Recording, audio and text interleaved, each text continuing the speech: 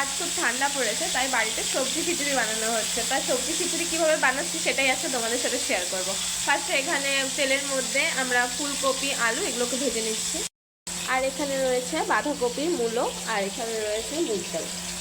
তারপর এখানে একে একে দিয়ে দিচ্ছি আমরা বাঁধাকপি, মূলো, সমস্ত সবজিগুলোকে একটু ফ্রাই করে নেব। এখানে কিছু পরিমাণে সর্ষের তেল দিয়ে দেওয়া হলো। সর্ষের তেলটা গরম হয়ে গেলে তারপর এর মধ্যে দিব আমরা শুকনো লঙ্কা,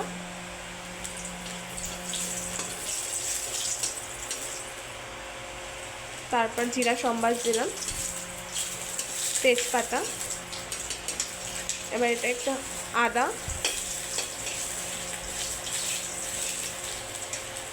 তো এটা হালকা পোড়া পোড়া হয়ে গেলে এর মধ্যে দিয়ে রাখবো আমরা চালগুলো। চালটা দেবো আর এভাবে নাড়া দেবো।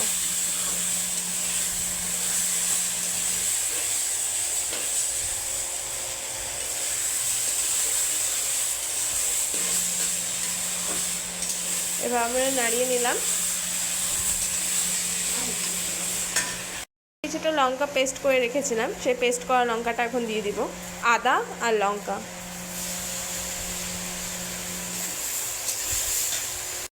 এর মধ্যে দুটো শুকনো লঙ্কা, এখানে জিরের গুঁড়ো,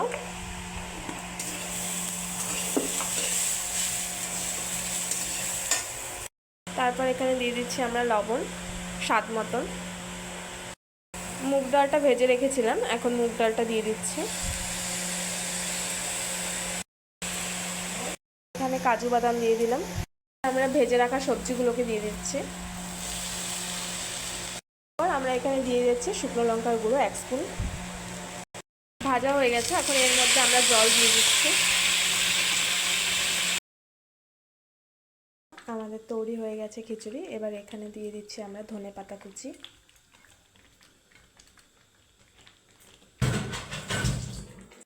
এখানে নিয়ে নিচ্ছি ঘি। এবার লাস্টে এর উপরে আমি ঘিটাকে ছড়িয়ে দিব।